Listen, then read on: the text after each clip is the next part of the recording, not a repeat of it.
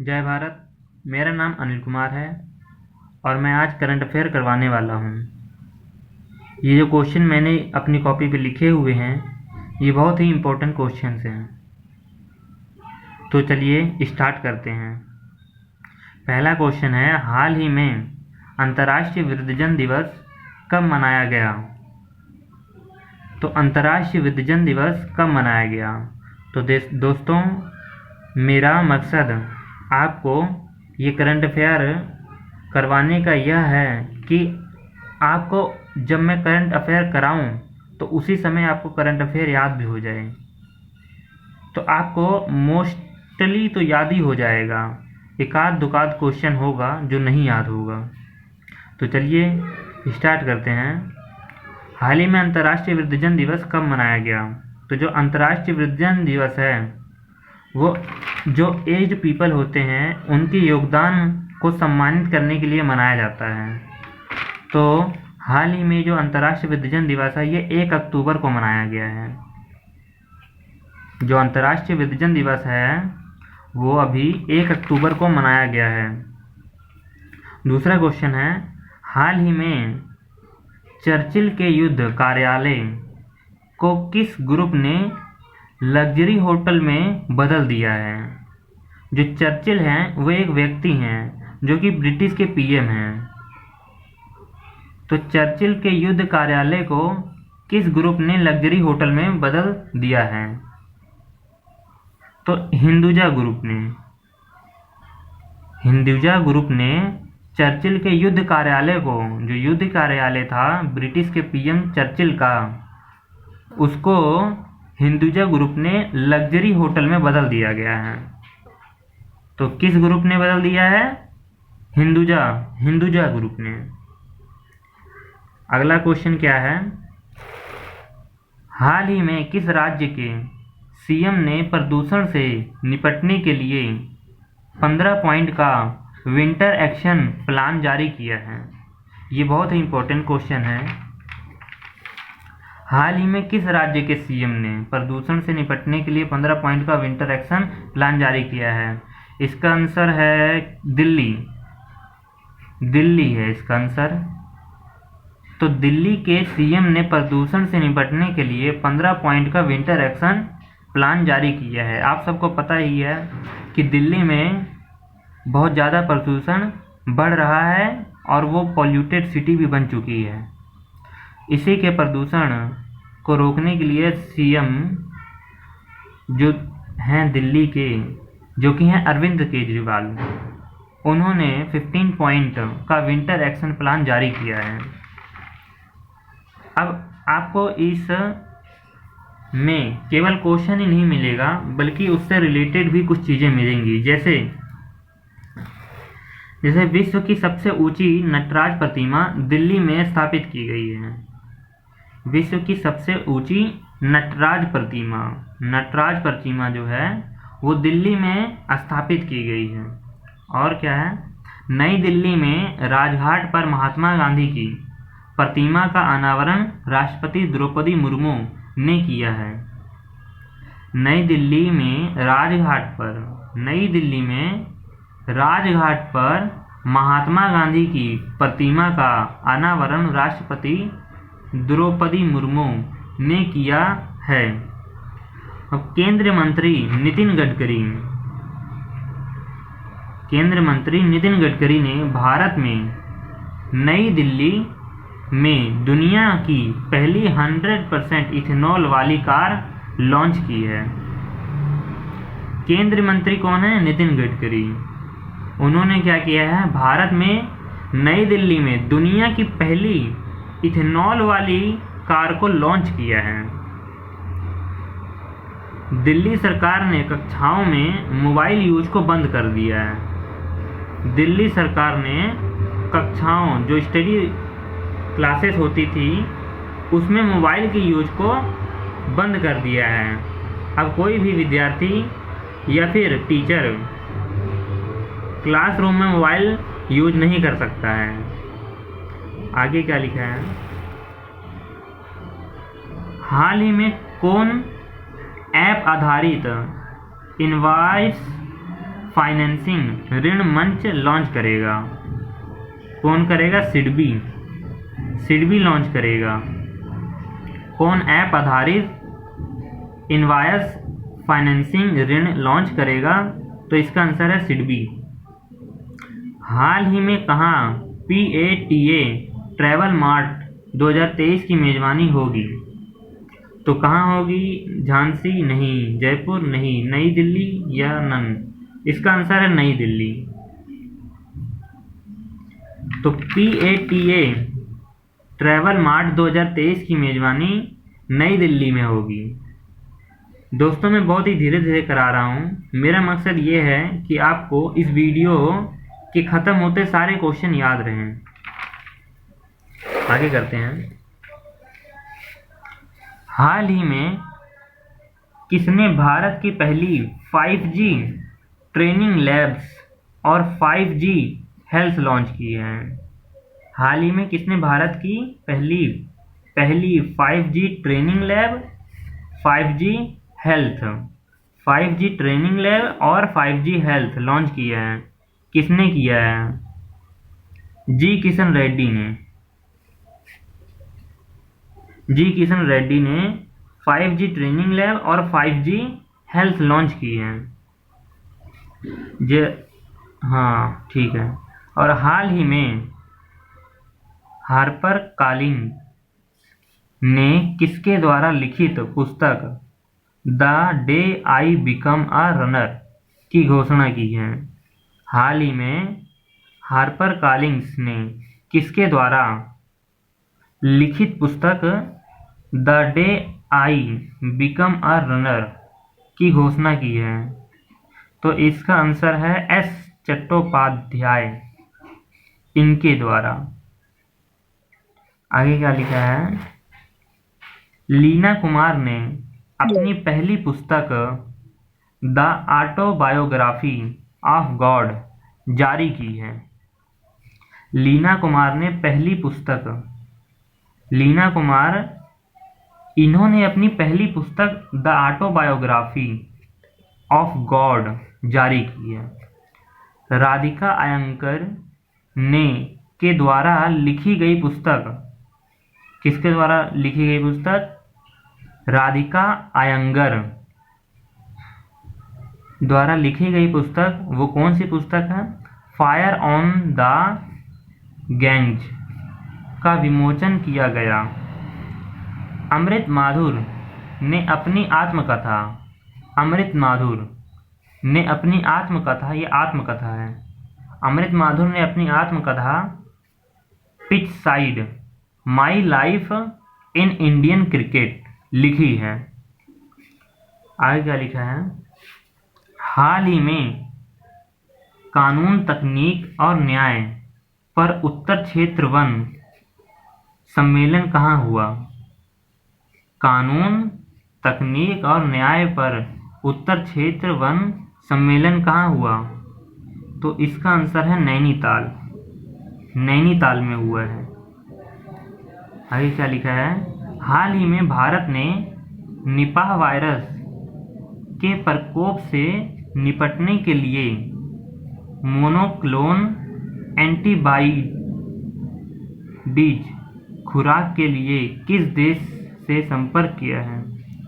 हाल ही में भारत ने निपाह वायरस ये केरल राज्य में सबसे ज़्यादा फैल रहा है। तो निपाह वायरस के प्रकोप से निपटने के लिए मोनोक्लोनल एंटीबॉडीज खुराक के लिए किस देश से संपर्क किया है? तो भारत ने इस वायरस के प्रकोप से निपटने के लिए किससे संपर्क किया है? ऑस्ट्रेलिया से संपर्क किया है। आपको केरल में जो फैल रहा है ये निपाह वायरस, ये याद रखना है। ये एक इम्पोर्टेंट क्वेश्चन हो जा रहा है जो कि अभी फैल रहा है। तो इसके लिए भारत ने ऑस्ट्रेलिया से संपर्क किया है। अब ऑस्ट्रेलिया के बारे में कुछ फैक्ट। ऑस्ट्रेलिया अपने संविधान में देश के मूल निवासियों को मान्यता देने के लिए जनमत संग्रह कराने जा रहा है। ठीक है, ऑस्ट्रेलिया क्या करवाने जा रहा है? जनमत संग्रह करवाने जा रहा है देश के मूल निवासियों को मान्यता देने के लिए। आगे क्या है? विश्व में जीवित परजीवी कृमि का पहला मामला ऑस्ट्रेलिया में पाया गया। विश्व में जीवित परजीवी कृमि का पहला मामला ऑस्ट्रेलिया में पाया गया। 10 दिवसीय मालाबार अभ्यास के नवीनतम संस्करण की मेजबानी ऑस्ट्रेलिया करेगा। ये वाला फैक्ट भी आपको याद रखना है, ये भी एक इम्पोर्टेंट फैक्ट हो जाता है कि 10 दिवसीय मालाबार अभ्यास के नवीनतम संस्करण की मेजबानी ऑस्ट्रेलिया कर रहा है। ये क्वेश्चन आ जाता है। आगे करते हैं। हाल ही में टाइम्स वर्ल्ड रैंकिंग 2024 की 91 भारतीय विश्वविद्यालयों की रैंकिंग पर कौन शीर्ष पर रहा? तो टोटल हमारे भारतीय विश्वविद्यालय से 91, उनमें से जो रैंकिंग पर रहा है वो है IISc बेंगलोर, ये रहा है। टाइम्स वर्ल्ड रैंकिंग 2024 की 91 भारतीय विश्वविद्यालयों की रैंकिंग पर कौन शीर्ष पर रहा है? तो नंबर 1 पर रहा है IISc बेंगलोर, इसकी रैंक 1 है, मान लीजिए। ठीक है, आगे क्या लिखा है? हाल ही में किसे इंडियन न्यूज़पेपर सोसाइटी का अध्यक्ष चुना गया है? दोस्तों ये बहुत इंपॉर्टेंट क्वेश्चन है, देखो यहाँ पर लिखा भी है मैंने इंपॉर्टेंट। ये क्वेश्चन जो है आप चाहे जहाँ से भी करंट अफेयर पढ़ लीजिए, ये क्वेश्चन उसमें ज़रूर रहेगा ही रहेगा। ये बहुत ही इंपॉर्टेंट क्वेश्चन है ये वाला। अगर आप पढ़ रहे हैं तो इसको बहुत ही ज़्यादा महत्व दीजिए, ये क्वेश्चन आने के बहुत ज़्यादा चांसेस हैं। हाल ही में किसे इंडियन न्यूज़पेपर सोसाइटी का अध्यक्ष चुना गया है? इंडियन न्यूज़पेपर सोसाइटी का अध्यक्ष राकेश शर्मा को चुना गया है। ये आंसर तो मेरे को याद है अच्छे से। राकेश शर्मा को इंडियन न्यूज़पेपर सोसाइटी का अध्यक्ष चुना गया है।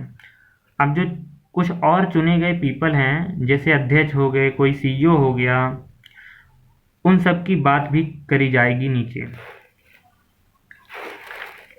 पहला क्या है? इंटेल इंडिया का अध्यक्ष गोकुल सुब्रमण्यम को नियुक्त किया गया है। इंटेल इंडिया का अध्यक्ष किसे नियुक्त किया गया है? गोकुल सुब्रमण्यम को। ठीक है, गोकुल सुब्रमण्यम को। अब SBI लाइफ इंश्योरेंस है ये। SBI लाइफ इंश्योरेंस ने अमित झिंगरन को नया CEO नियुक्त किया है।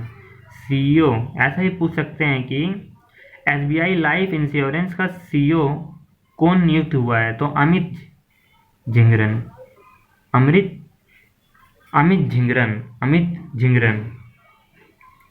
अब आगे क्या लिखा है?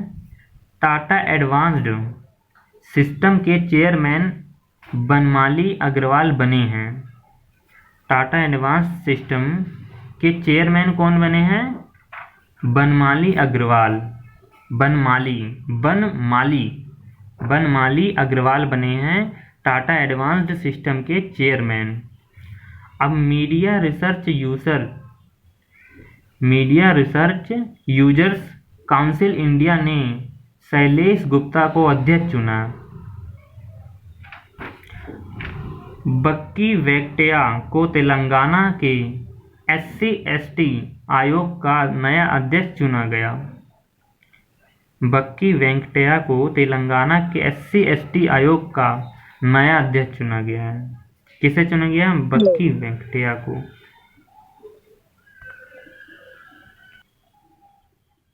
अगला क्वेश्चन है, हाल ही में भारत ने पुरुषों की एक्वेस टीम स्पर्धा में कौन सा पदक जीता? हाल ही में भारत ने पुरुषों की रेस टीम स्पर्धा में कौन सा पदक जीता है? तो स्वर्ण पदक जीता है। जैसे कि आपको पता ही है, अभी इंडियन जो एथलीट थे बहुत सारे गोल्ड मेडल जीते हुए हैं। बहुत सारे इस बार इंडिया में गोल्ड मेडल्स आए हुए हैं। इस बार क्या हर ही बार आते हैं। और अभी मोदी जी सभी को बधाई दे रहे हैं। तो हाल ही में भारत ने पुरुषों की सेक्वेस टीम स्पर्धा में कौन सा पदक जीता है? स्वर्ण पदक जीता है। और आगे क्या है? हाल ही में किसे 2023 SASTRA रामानुजन पुरस्कार मिला है? हाल ही में किसे 2023 शस्त्रा रामानुजन पुरस्कार मिला है? SASTRA रामानुजन पुरस्कार मिला है। किसे मिला है? इसका आंसर है ये रुई किसयांग झांग को। हाल ही में 2023 शस्त्रा रामानुजन पुरस्कार किसे मिला है? रुई किसयांग झांग को। ये नाम तो याद करने में थोड़ा डिफिकल्ट है। रुई किसयांग झांग, रुई किसयांग झांग। इन्हें क्या मिला है? 2023 में क्या मिला है? शस्त्रा रामानुजन पुरस्कार मिला है। ये भारत के ही हैं। आगे क्या है? Dada Saheb Phalke life time award किसको मिला है? वहीदा रहमान को मिला है। वहीदा रहमान को मिला है Dada Saheb Phalke life time award. ये अवार्ड तो मिलता ही रहता है। ये भी पूछा ही जा सकता है। ये भी इम्पोर्टेंट है, इसे भी याद रख लीजिए अच्छे से। बॉलीवुड फिल्मकार माधुर भंडारकर को नॉर्वे में डुओ अवार्ड से सम्मानित किया गया है। बॉलीवुड फिल्मकार, जो बॉलीवुड फिल्मकार हैं मधुर भंडारकर को नॉर्वे में याद रखिए, नॉर्वे में डुओ अवार्ड से सम्मानित किया गया है। हाल ही में Subroto cup sub junior U14 कहाँ स्टार्ट हुआ है? हाल ही में Subroto cup sub junior under 14 कहाँ स्टार्ट हुआ है? ये स्टार्ट हुआ है बेंगलुरु में। बेंगलुरु में, पुणे में, हाँ बेंगलुरु में ही ये स्टार्ट हुआ है। ठीक है। Subroto cup sub junior under 14 ये एक फुटबॉल का मैच है। ये अभी बेंगलुरु में स्टार्ट हुए हैं। ये भी पूछा जा सकता है, ये भी इम्पोर्टेंट है। अब क्या लिखा है? हाल ही में किसने 15वें TIFF के उद्घाटन में भारत का प्रतिनिधित्व किया है? ये फिल्म से रिलेटेड है। हाल ही में किसने 15वें TIFF के उद्घाटन में भारत का प्रतिनिधित्व किया है? तो अनुराग ठाकुर तो स्पोर्ट्स मिनिस्टर हो गए, ये यही है डॉक्टर L मरुगन। ये है आंसर। हाल ही में किसने 15वें TIFF के उद्घाटन में भारत का प्रतिनिधित्व किया है? तो इसका आंसर है डॉक्टर L मरुगन। मरुगन नाम तो बहुत ही सुना हुआ है, डॉक्टर L मरुगन। आगे क्या है? भारत की सबसे मूल्यवान कंपनी कौन सी है? ये वाला भी बहुत इंपॉर्टेंट क्वेश्चन है। भारत की सबसे मूल्यवान कंपनी कौन सी है? आप तुक्का लगाइए कौन सा हो सकता है। HCL या इन्फोसिस या नन या TCS। इसका आंसर है TCS। ये भारत की सबसे मूल्यवान कंपनी है।